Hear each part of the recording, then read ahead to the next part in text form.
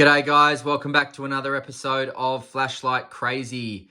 Today I'm doing a head-to-head between the Nitecore MH12S and the Olight M2R Pro. Let's check it out.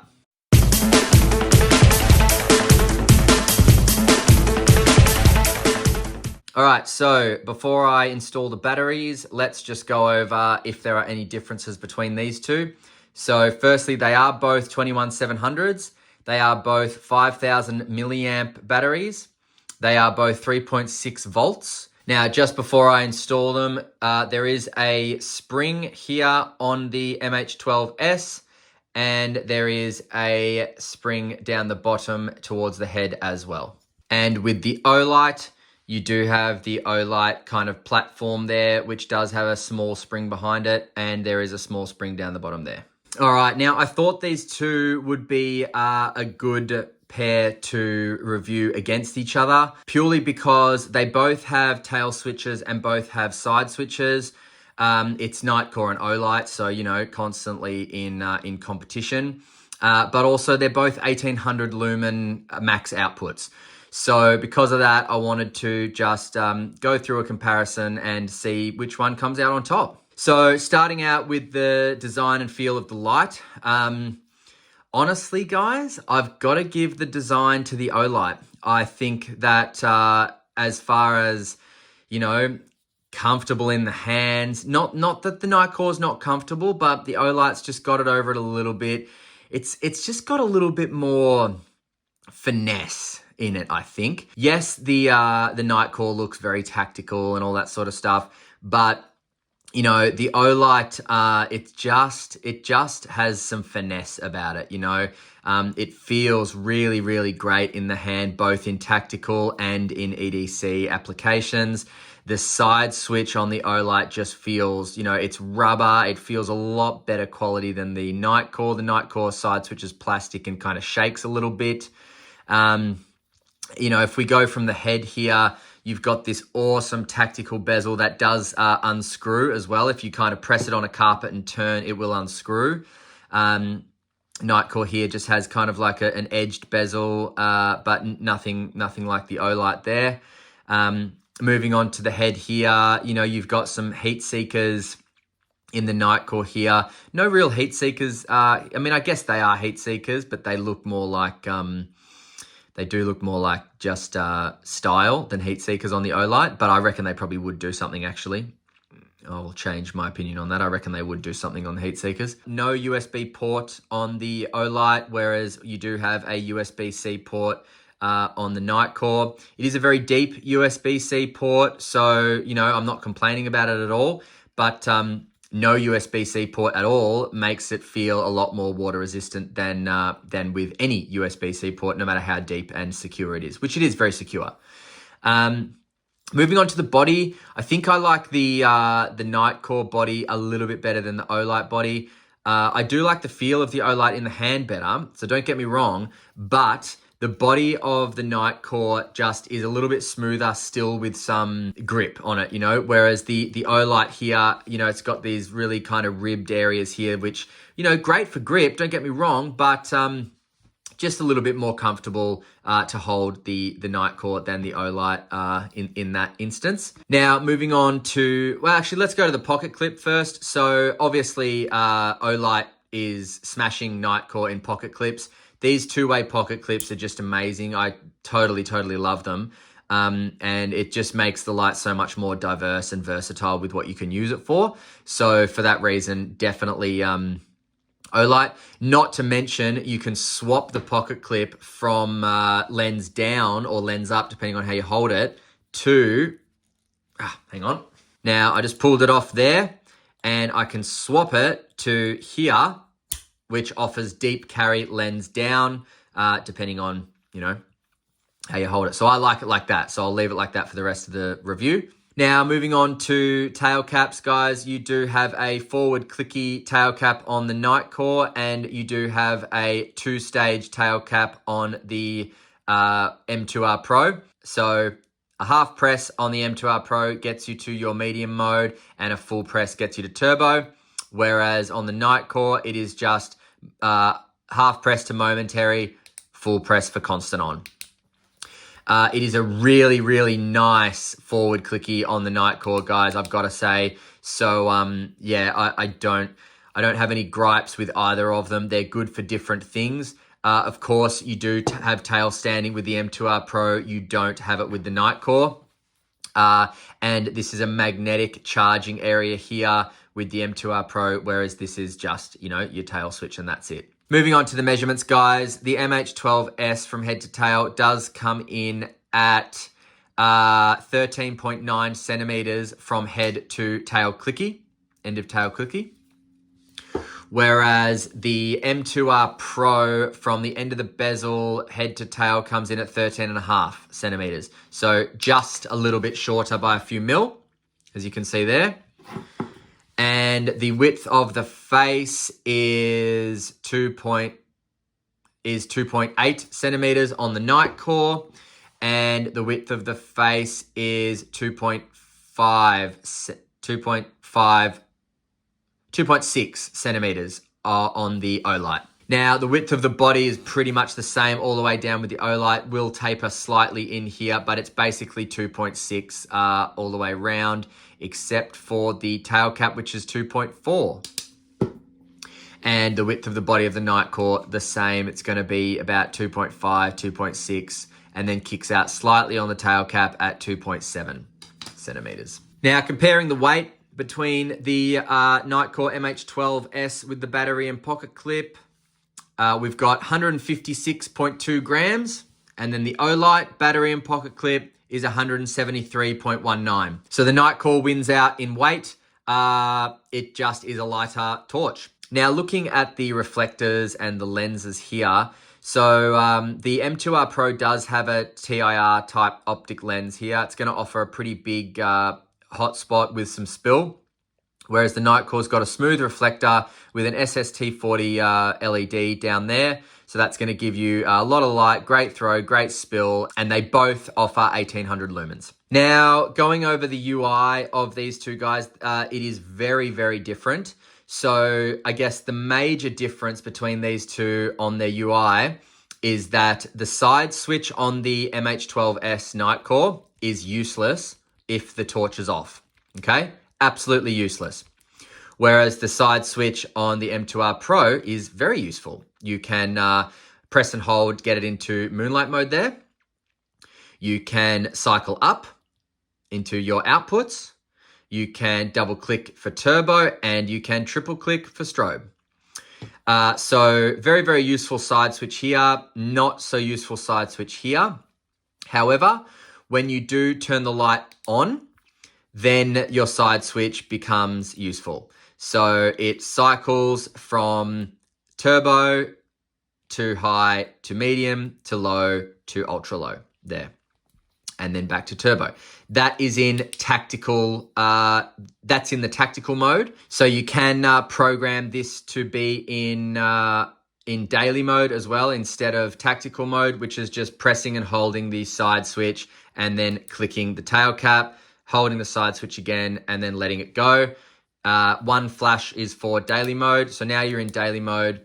That's going to give you memory mode. So if I want it in ultra low and then click it off, when I click it back on, it comes on in ultra low.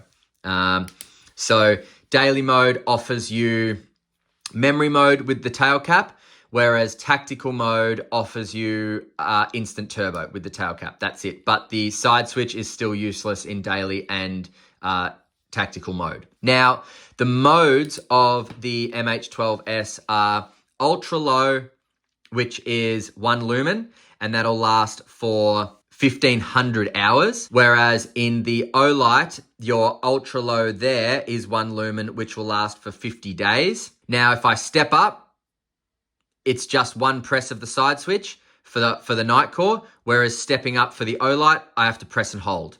So I do like that about the Nitecore, that it's just a quick click and it steps up. So the Nitecore then steps up to 50 lumens for 45 hours, and the M2R Pro steps up to 15 lumens for 130 hours. Now, stepping up again on both of them, you'll get 300 lumens on the Nitecore for 7 hours and 15 minutes, and you will get 60 lumens on the M2R Pro for 40 hours. Stepping up again, you will get 1050 lumens here on the Nitecore for 3 hours and 15 minutes, and you will get 250 lumens for 10 hours on the M2R Pro. And then stepping up again, you will get 1800 lumens on the Nitecore MH12S, and you'll get that for 45 minutes, but there will be a step down. Don't get mistaken. And on the M2R Pro, you're on high, which you'll get 750 lumens for 160 minutes. Then it's going to drop down to 250 lumens for 40 minutes. Now, if I press again on the Nitecore, it's going to go back down to ultra low. Whereas if I cycle again on the M2R Pro, it's going to go down to low. So cycling on the Nitecore is ultra low, low, medium, high, turbo.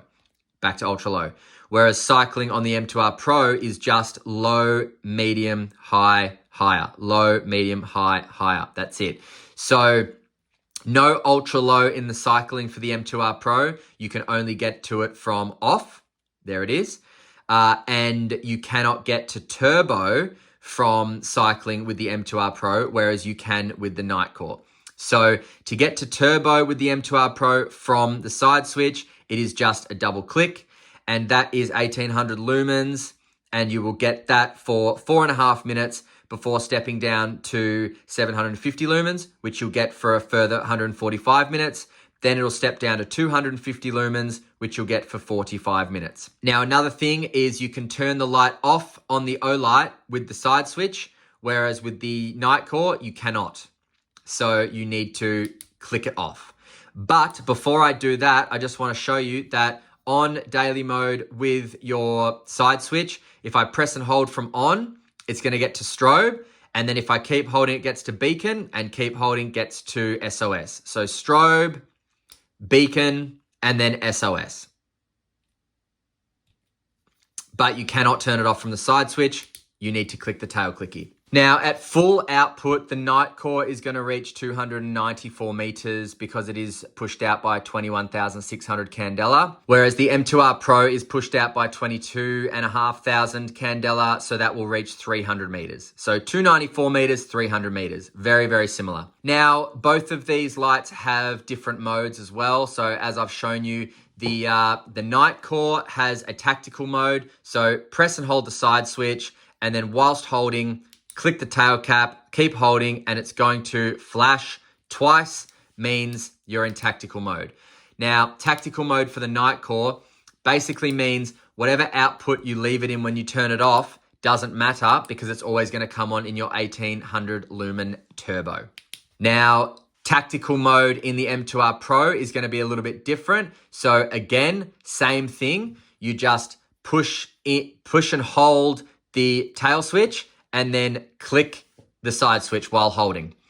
Now, the side switch still does everything that it did in daily mode. However, your tail switch now is going to be half press for momentary turbo and full press for momentary strobe, but nothing constant. Whereas if I change it back to daily mode, it is a half press for medium and a full press for turbo, and you can momentary them or constant on. So now on turbo, guys, let's compare beam profiles. Geez, the color difference is just incredible, isn't it? Obviously lower Kelvins in this color, much more neutral white, whereas this is a very, very cool white. So this would be definitely more usable for color rendering, things like that, whereas this is just blinding cool white.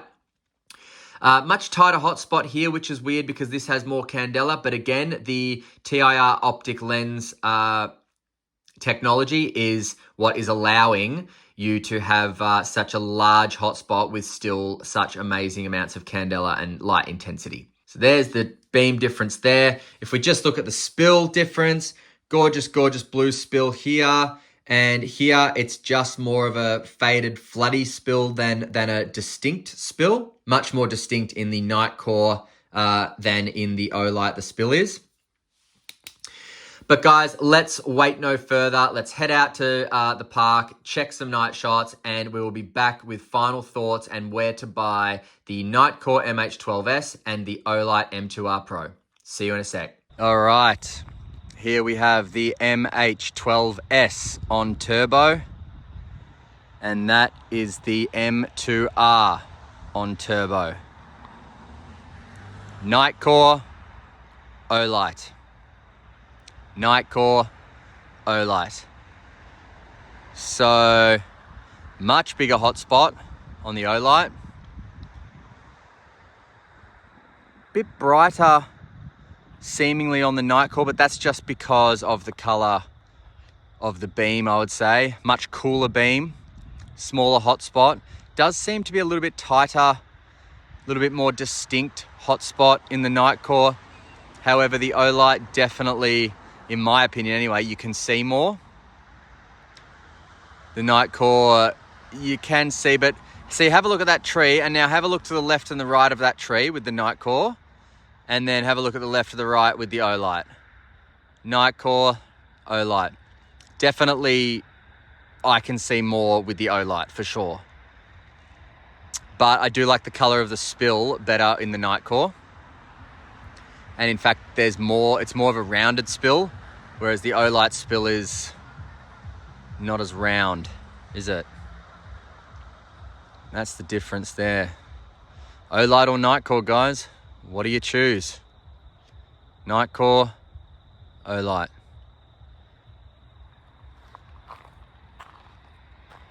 Nitecore, Olight. Nitecore, Olight. Nitecore, Olight. Nitecore and Olight. All right. Nitecore, Olight. Let's head back to the lab.